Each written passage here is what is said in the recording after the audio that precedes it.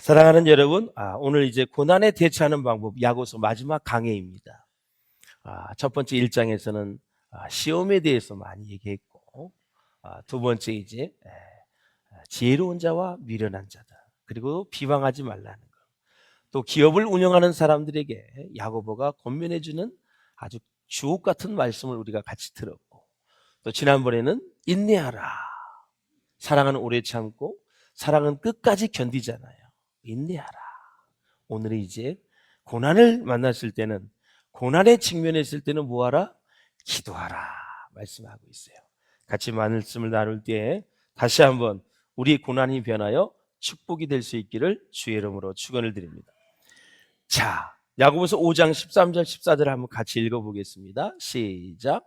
너희 중에 고난당하는 자가 있느냐? 그는 기도할 것이요. 즐거워하는 자가 있느냐? 그는 찬송할지니라. 너희 중에 병든 자가 있느냐? 그는 교회의 장로들을 청할 것이요. 그들은 주의 이름으로 기름을 바르며 그를 위하여 기도할지니라. 아멘. 야고보 사도는 교회 내에 세 부류의 사람들을 열거하고 있습니다. 바로 세 부류. 누가 나올까요? 고난당하는 사람, 또 즐거워하는 사람, 병든 사람. 이 세 부류를 얘기하고 있어요. 이들의 상황은 제각기 다 달라요. 그렇지만 모두에게 공통적으로 필요한 것은 기도이다라는 거죠. 고난을 당할 때 기도가 필요합니다. 병들 때도 기도가 필요하고, 즐거워하는 사람은 찬양을 하는데 하나님을 축복하는 행위가 여러분 찬양이라 그랬어요. 그래서 이 모든 사람에게 필요한 것은 기도이다. 자, 그리고 예수 믿는 사람들의 당하는 고난은 이제 크게 세 가지 범주로 나눌 수가 있겠어요. 첫째, 육체적인 질병입니다. 이 병세가 심하면 죽을 수도 있기 때문에 이 질병은 심각한 고난 중에 하나입니다. 건강할 때는 모릅니다. 병원에 가서 검진을 해서 사기 말기암으로 딱 선고받으면 하늘이 노래지는 것입니다. 건강할 때는 몰라요. 그 마음 아무도 몰라요. 선고받은 사람만 아는 거예요. 그래서 병은 아주 심각한 고난 중에 하나이다라는 거죠. 그러나 이 질병을 통해서 하나님을 깊이 만날 수 있는 기회가 될 수 있기 때문에 병든 자는 기도하라고 하나님은 권면하고 있습니다. 믿음의 기도는 병든 자를 구원한다 그랬어요. 기도에 있어서 병이 들었을 때 가장 중요한 것은 믿음입니다. 믿음의 기도를 하라라는 거죠. 또 우리 예수 믿는 크리스찬들에게 당하는 고난 두 번째는 경제적인 어려움입니다. 우리가 실직을 하거나 사업에 실패하면 여러 가지로 궁핍해질 수 있습니다. 이런 어려움을 통해 우리는 돈이나 직장을 의지하지 않고 하나님을 의지하는 법을 배운다라는 거죠. 그래서 있는 바를 족하게 여기고 주신 바를 감사히 여기는 마음. 그렇게 또 실질적으로 살아가는. 그래서 우리의 영성이 기도하는 데만 국한되는 것이 아니라 말씀을 듣는 데만 국한 것이 아니라 우리의 소비에도 그대로 적용이 돼야 된다라는 사실이죠. 진짜 맛있는 걸 먹을 때는 먹지 못하는 사람을 한두 번은 꼭 생각을 해야 됩니다. 거기에 도취돼가지고 이거 다음에 또 먹어야지 그 생각만 하지 말고 지금 이 시간에도 지구촌에 1년에 수억이 지금 굶어서 죽고 있는데 내가 그들을 위해서 할 수 있는 일이 무엇인가? 또 우리 대한민국 용인에 살고 있습니다. 내 용인에서 할 수 있는 일이 무엇인가? 내 주변에서, 내 교회에서, 우리 공동체에서 내가 할 수 있는 일이 무엇인가를 꼭 생각하고 사셔야 된다. 제가 그래서 주례를 할 때는 마지막 권면을 합니다. 소득이 어떻게 됐든 간에, 어떠한 형편이든 간에 가난한 자를 꼭 생각하면서 사셔야 된다. 할렐루야. 네, 가난한 자를. 그래서 경제적인 어려움이 있을 때 우리는 그 돈이나 직장을 의지하지 않고 더 하나님을 의지하는 법을 배울 수 있다. 셋째, 우리 크리스찬의 이제 고난은 무시를 당하고 핍박과 박해를 당하는 고난입니다. 사실 그리스도인들이 견디기 어려운 것은 다른 사람들로부터 까닭없이 공격을 당하고 핍박을 받는 것입니다. 그러나 이런 일을 통해 우리는 모든 우리 성격이, 모난 성격들이 둥글게 깎여지고 아주 부드러운 마음이 되어져서 겸손한 마음을 가지게 되어질 때 하나님이 쓰시기에 부족함이 없고 또 세상에서도 소금과 빛의 역할을 잘 감당하게 될 줄로 믿습니다. 단지 예수 믿는 까닭에 여러분들이 어려움을 당한다면 여러분에겐 큰 축복이고, 말씀대로 살아가는데 많은 사람들이 여러분에게 손가락질하고 또 여러분을 무시한다 할지라도 하늘에 상급이 있음을 믿고 우리는 좌절해서는 아니 되겠다라는 거죠. 그래서 여기서 이제 구원의 의미를 우리가 이제 살펴볼 터인데, 구원은 몇 가지로 나누어서 살펴볼 수 있습니다. 첫째, 근본적인 것은 영혼의 구원입니다. 죄로부터 구원받아 자유하게 되고 제사함의 축복을 우리가 받았지요. 그래서 하나님의 자녀되는 권세를 우리가 가지게 됐어요. 자녀되는 권세를. 이게 최고의 축복입니다.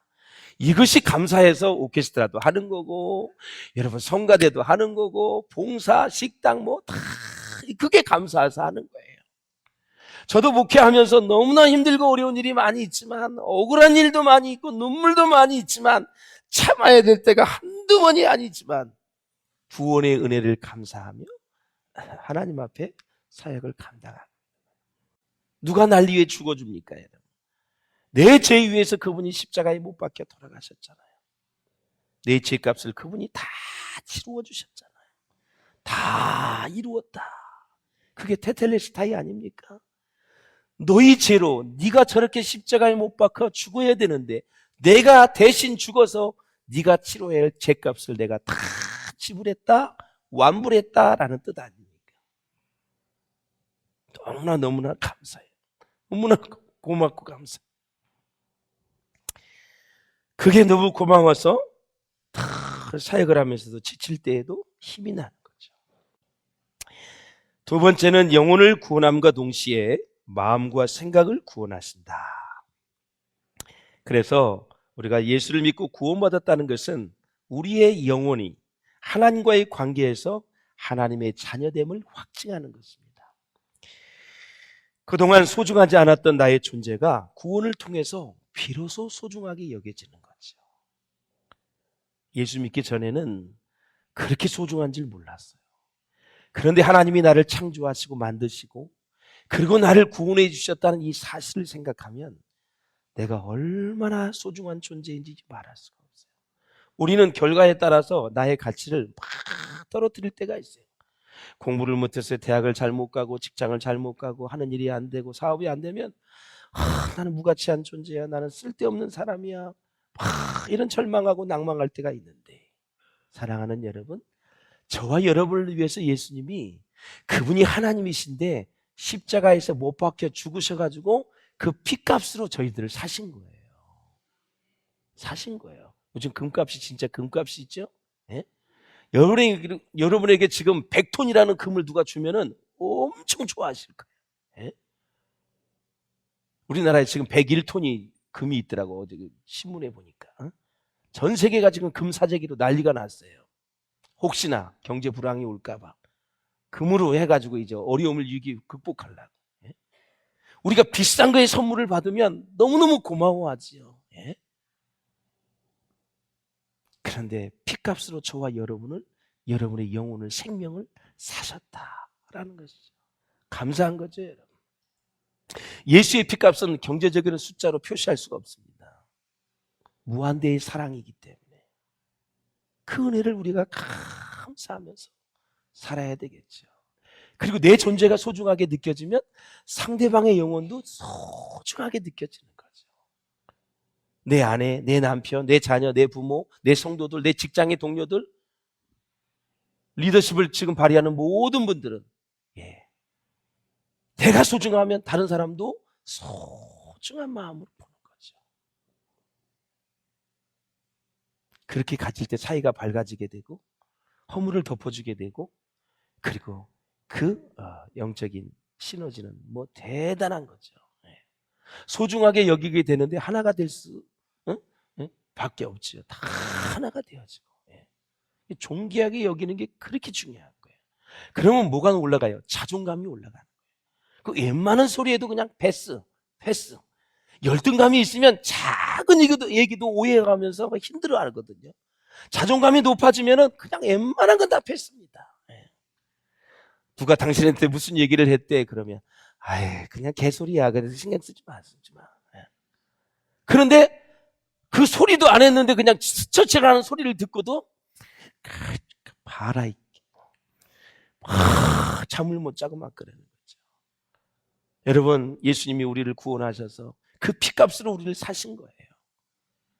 감사하고 소중한 마음으로 어떠한 힘든 일이 있어도 자살하시면 안 돼요.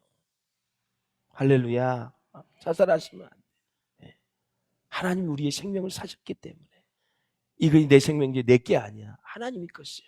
그분이 피값을 지불했기 때문에 아주 여러분의 인생을 열정적으로 그리고 최선을 다해서 값어치 있게 정말 멋지게 휘날레를 장식할 수 있기를 주의 이름으로 축원합니다. 우리의 이 길 끝에 주님이 기다리고 계세요. 이 길 끝에 우리가 주님께서 박수치면서 우리를 기다리고 있을 그때를 생각하면서 환난 날에 나를 부르라. 내가 너를 건지리니 네가 나를 영화롭게 하리라. 그랬어요. 어떤 환난이 와도 오직 주님 의지하면서 묵묵히 십자가의 길을 걸어갈 수 있기를 주의 이름으로 축원합니다. 세 번째는 하나님은 구원을 통하여 우리의 신분을 새롭게 하십니다. 신분. 마귀의 자녀에서 하나님의 자녀로, 억눌린 자는 억눌림으로부터 자유함을 주시고, 갇힌 자는 갇힌 것에서 자유함을 주시고, 우리의 심령이 어둠의 권세가 잡고 있었지만 이제는 주의 성령이 함께 하시는 가운데 진정한 자유함을 누리는 거죠. 진리를 알지니 진리가 너희를 자유케 하리라. 그 진리가 예수 그리스도입니다. 말씀입니다. 예수 그리스도를 믿게 되면 우리가 하나님의 자녀가 되어져서 우리의 어둠의 영이 따라가게 되고 성령이 내 안에 임재하면서 우리는 자유함을 누리게 되는 거죠. 죽음의 공포에서 벗어나게 되는 거죠. 당장 죽어도 난 천국에 갈 수 있다는 확신이 생기니까 죽음이 두렵지 않는 것입니다. 그래서 순교하는 것입니다. 사랑하는 여러분, 넷째는 구원을 통하여 육체의 병을 치유받을 수 있는 것입니다. 육체의 병. 오늘 병든 자가 다 이제 치유받는다 그랬는데 믿음의 기도를 통해서 세 가지 단어가 나와요. 교회, 말씀, 죄. 반드시 병이 들렸을 때는 교회에게 알려라. 목적이 뭐냐? 함께 공동체가 기도하기 위해서다. 왜? 하나님은 치료하시는 분이기 때문에. 나 여호와는 너희를 치료하는 하나님이다 그랬어요. 그 다음에 두 번째, 이제 말씀을 생각해 보면서 말씀을 묵상하면서 이 병이 어디서 왔는지, 혹시나 내가 잘못한 죄가 있다면 서로 죄를 고백하고 죄사함을 받으라고 말씀하고 있는 거예요.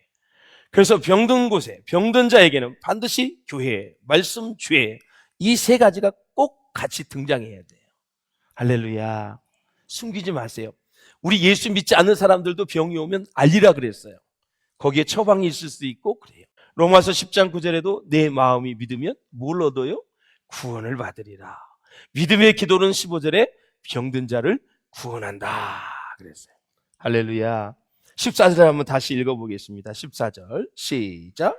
너희 중에 병든 자가 있느냐? 그는 교회의 장로들을 청할 것이요 그들은 주의 이름으로 기름을 바르며 그를 위하여 기도할지니라. 아멘. 교회 장로들은 당시에 헬라어 원문에 보면은 목회자를 얘기하는 거예요. 그러니까 딱 병이 들었을 때 어떤 이 건강검진을 했는데 어떤 안 좋은 결과가 나왔을 때는 바로 목회자에게 연락을 주셔야 돼요. 그래서 기도를 요청하는 거예요. 자, 그러면 우리가 본문에 보면은 뭐라 그러냐면 주의 이름으로 기름을 발라라. 이건 의학을 도움을 받으라는 거죠. 의사의 수술, 그 다음에 약사의 조제해 주는 것들, 그 다음에 간호사들 통한 주사도 맞고 여러 가지 모든 의학도 하나님 주신 선물이거든요. 의사들에게 지혜를 주신 분이 누구예요? 하나님이시니까. 간호사들, 다 약사, 다 하나님이 지혜를 주신 거예요. 지혜의 근본이 다 하나님께 있기 때문에. 할렐루야. 그 다음에 이제 기도하라 그랬어요. 기도. 그래서 제가 기름을 바르며 그를 위해 기도할지니라를 제가 한번 말씀을 드리겠습니다. 자, 기름을 붓다라는 것은 분사로 되어 있어요. 문법적으로. 그 다음에 기도하다라는 것은 주동사로 되어 있어요. 분사가 중요해요? 주동사가 중요해요? 주동사가 중요하죠. 그래서 우리가 세상의 의학의 도움을 다 받아도 기도하는 일을 쉬지 말아야 되고 이 병은 다 하나님이 치료하신다는 확신을 갖고 기도하라라는 사실이에요. 더 쉽게 말씀을 드릴까요? 자, 수술 전에 마취를 해요. 그리고 의사가 배를 가르고 수술을 하고 꼬매요. 그러면 의사가 할 일은 다 끝나는 거예요. 항생제를 주고 이제 점점점 기다려요. 그러면 살을 돋게 하시는 분은, 아물게 하시는 분이 누가 하는 거예요? 그게 중요한 거예요. 하나님이 하시는 거예요. 나는 심었고 아볼로는 물을 주었을 때 자라게 하시는 분은 하나님이시다라는. 의사가 다 꼬매놨는데 아무 일도 일어나지 않아. 그러면 2, 3일이면 썩어서 다 죽는 거예요. 그 살을 돋게 하고 실밥을 다 풀러서 이렇게 다 정리되게 하고 새살이 돋게 하는 거, 이게 하나님이 하는 일이에요. 예. 하나님이. 약을 먹으면 약이 온몸에 퍼져가면서 우리에게 좋은 영향을 주어서 치료를 하는 거예요. 그 약이 효력이 있게 하는 거, 약 자체도 모든 원재료가 다 하나님의 것이에요. 믿습니까, 여러분? 그 약의 효력이 있게 하는 게 하나님이 하시는 일이에요. 그래서 약을 먹을 때나 수술을 할 때나 감기약을 먹을 때나 어떤 일을 할 때 하나님께 기도하라는 거예요. 그래서 이 의학과 기도가 병합이 되어질 때 놀라운 역사가 일어난다. 사도행전 14장 9절에 가보면은 바울이 루스드라에서 복음을 전하는데 안진뱅이가 있어서 발을 못 껐어요. 그런데 바울이 계속 복음을 전했어요. 당신을 위해서 예수님이 죽었습니다. 3일 만에 부활하셨습니다. 그 예수님은 다시 오십니다. 구름을 타고 오십니다. 막 전하니까 이 안진뱅이가, 발 못 쓰는 이 안진뱅이가 은혜를 받는 거예요. 그래서 사도 바울이 보기에 무슨 생각을 가졌냐면 구원받을 만한 믿음이 그에게 있는 줄로 믿고 선포를 했어요. 예수의 이름으로 명하노니 일어나 걸어라 그랬어요. 걷는 거예요.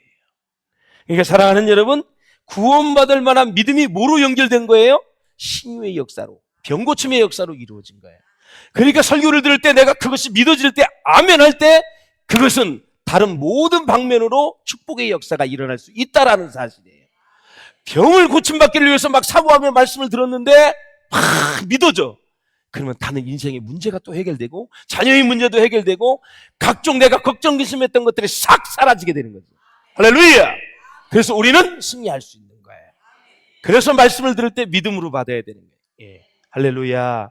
예. 믿음은 바로 우리가 구원받는 데 가장 중요하고 하나님의 역사를 이루는 데 중요한 거예요. 그래서 야고보서 1장 6절에도 보면 오직 믿음으로 구하고 조금도 의심하지 말라. 의심하는 자는 마치 바람에 밀려 요동하는 뭐 같다고요? 바다 물결 같다라는 거예요. 5번째 마지막으로 구원을 통하여 화해와 정의를 구현할 수 있다. 결국 구원이란 영과 정신과 육체, 인간관계, 사회 문제까지 모두 포괄하는 것임을 알 수 있는데 이것을 전인적 구원이다라는 거죠.